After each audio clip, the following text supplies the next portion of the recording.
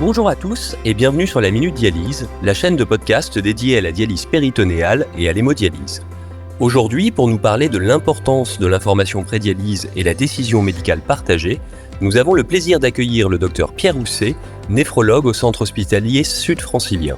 Docteur Rousset, bonjour. Bonjour à vous.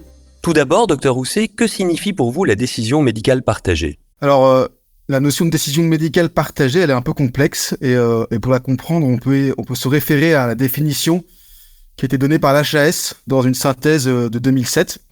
Et donc, dans cette synthèse, je cite, elle dit que la décision médicale partagée, c'est un modèle de décision médicale qui décrit deux étapes clés de la relation entre un professionnel de santé et un patient, que sont l'échange d'informations et la délibération en vue d'une prise de décision acceptée d'un commun accord concernant la santé individuelle d'un patient. Alors, cette définition, elle est un petit peu longue. Il y a des notions assez intéressantes, mais elle est un peu abstraite. Et pour moi, la meilleure façon de bien comprendre ce que c'est que cette DMP, cette décision médicale partagée, c'est de la situer parmi les autres modèles de décision médicale. Et la décision médicale, elle peut être, par exemple, uniquement celle du soignant. Donc ça, c'est le modèle paternaliste, où c'est le médecin seul qui prend la décision. C'était un modèle qui était utilisé pendant de nombreuses années. Mais la décision, elle peut également être prise uniquement par le patient après avoir été informé par le soignant. Ça, c'est le modèle du choix éclairé. Mais ce modèle, il pose un problème, c'est que le patient, il est pas tout à fait libre de son choix, puisqu'il est souvent prisonnier de sa condition et de ses émotions. Et par exemple, le patient diabétique, il va jamais choisir de devenir aveugle ou d'être dialysé. Et il a donc besoin d'aide pour prendre cette décision. Il a besoin d'être accompagné. Et cette décision médicale partagée, donc c'est une décision qui est prise à deux. Et comme le souligne la définition de l'HAS, c'est un processus qui peut prendre du temps avec discussion et délibération sur le choix final. Merci. Et quels sont les moyens possibles pour développer cette décision médicale partagée ? Alors, le premier moyen, à mon sens, c'est d'identifier les freins à cette décision médicale partagée.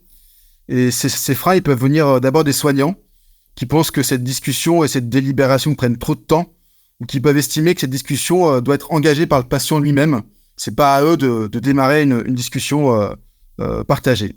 Mais ces freins, ils peuvent aussi venir du patient lui-même, qui a une charge émotionnelle forte, comme on l'a dit, et qui parfois refuse toute discussion sur la dialyse. Et parfois, ils se sentent même incapables de toute décision sur une maladie qui leur semble trop complexe. Et souvent, on entend dire c'est vous le médecin, c'est vous le soignant, c'est à vous de choisir.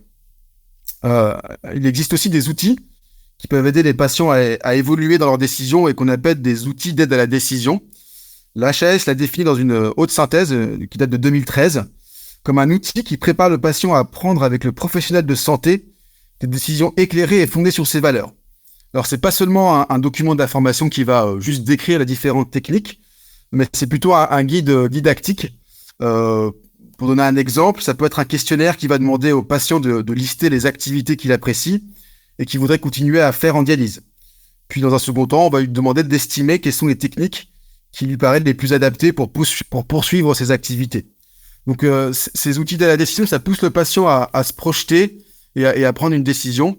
Il y a déjà plusieurs études qui ont montré les bénéfices de ces outils dans le processus décisionnel. Malheureusement, il n'y a pas encore d'outils validés disponibles en français. Très bien. En quoi c'est important pour vos patients et quels sont les avantages de la décision médicale partagée ?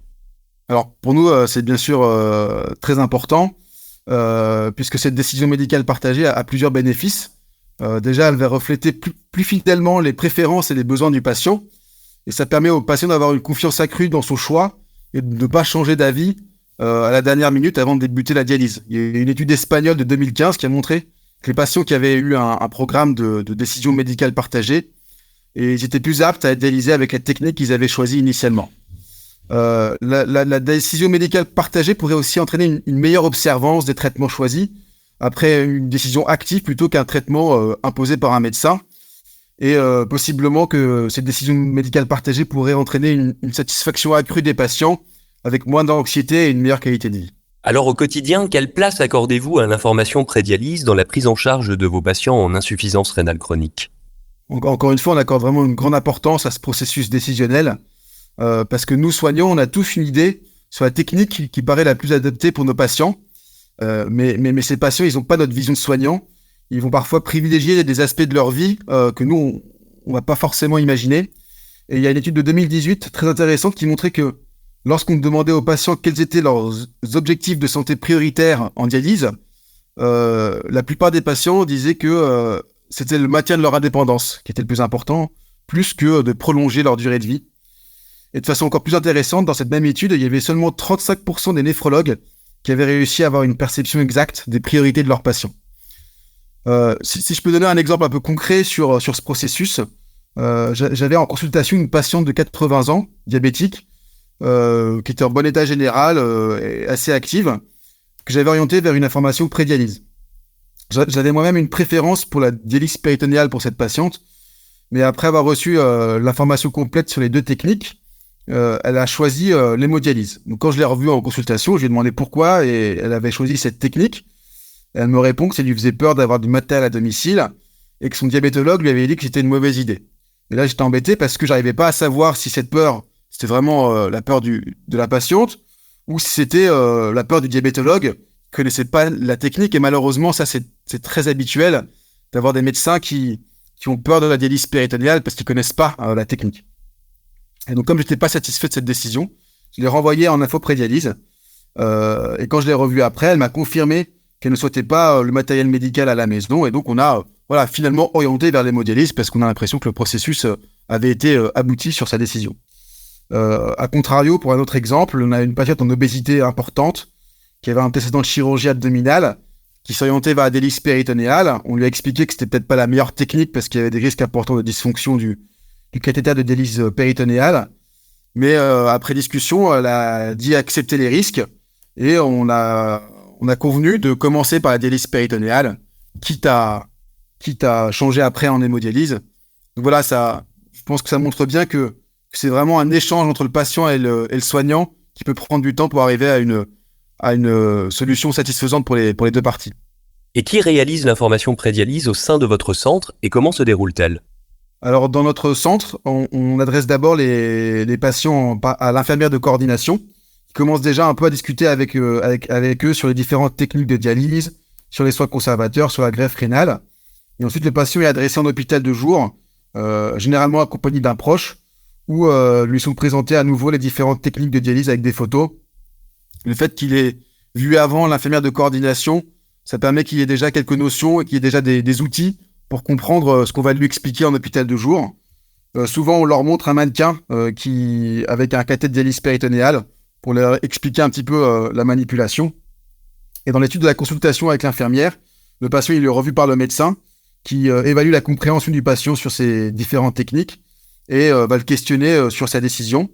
Si le patient reste hésitant, il peut être adressé à nouveau en hôpital de jour ou en infirmière de coordination jusqu'à ce que le choix du patient soit définitif. Enfin, j'aimerais vous poser une dernière question. 78% des patients atteints d'insuffisance rénale chronique n'ont pas de contre-indication médicale ou sociale absolue à la dialyse péritonéale et 50% d'entre eux la choisiraient comme modalité de dialyse préférée. Pourtant, la pénétration de l'ADP en France n'est que de 6%. Comment expliquer ces chiffres ? Alors, déjà, c'est vrai que c'est un vrai problème et la raison de cette discordance est probablement multiple, mais la raison la plus importante et la plus inacceptable à mon sens, ça reste la non-information des patients. Il y a beaucoup d'études déjà qui ont montré le manque d'information des patients sur différentes techniques et notamment sur les techniques de domicile. Il y a une étude parue en 2022 dans NDT qui était très intéressante sur le sujet, qui a interrogé plus de 7000 patients dialysés dans 38 pays d'Europe. Il y avait près d'un quart des patients qui disaient ne pas avoir reçu d'informations du tout lorsqu'ils ont été mis en dialyse. Et même au moment du questionnaire, alors que les patients sont déjà dialysés, ils étaient toujours un quart à n'avoir reçu aucune information sur la dialyse péritonéale, alors que presque tous avaient reçu une information sur l'hémodialyse en centre. En ce qui concerne le processus décisionnel, sur savoir qui a pris la décision de la technique, chez les patients en hémodialyse en centre, ils étaient 50% à dire que la décision de la technique avait été celle du médecin seul, alors que pour les patients en dialyse péritonéale, ils étaient moins de 20% à faire cette constatation que c'était un choix fait par le médecin, avec une meilleure satisfaction chez ces patients en DP sur le processus décisionnel. Donc, clairement, il n'y a aucun doute qu'il y a une association entre information, décision partagée et choix de la technique. Il y avait une autre étude qui était intéressante sur 300 néphrologues français qui a regardé quelle était la technique qu'ils choisiraient pour eux-mêmes. Et un des résultats les plus intéressants, c'était que les médecins dans les régions où il y avait le plus de dialyse péritonéale choisissaient plus la dialyse péritonéale pour eux-mêmes. Et donc, il y a une corrélation, mais de savoir quelle est la causalité, c'est un peu difficile de savoir. Est-ce que les médecins choisissaient plus la DP parce qu'ils en avaient plus l'expérience et étaient plus à l'aise avec la technique, ou est-ce que c'était parce qu'ils étaient plus convaincus par cette technique qu'ils réussissaient à la proposer de façon plus intéressante aux patients et qu'ils réussissaient à développer cette technique dans leur région? Et à mon avis, la réponse est un peu des deux. Plus les soignants seront exposés à la dialyse péritonéale, plus ils seront aptes à le promouvoir dans un espèce de cercle vertueux. Mais actuellement, j'ai l'impression que c'est un peu le contraire. On est dans une situation inverse, où beaucoup de soignants ne pratiquent pas la dialyse péritonéale, ils sont donc pas à l'aise avec cette technique, et sont donc dans la capacité de proposer la technique à leurs patients. Un grand merci, Dr Rousset, de nous avoir éclairé sur cette question de l'importance de l'information prédialyse et la décision médicale partagée. Quant à vous, chers auditeurs, nous vous remercions de votre fidélité et vous donnons rendez-vous pour un prochain numéro de la Minute Dialyse. À très bientôt.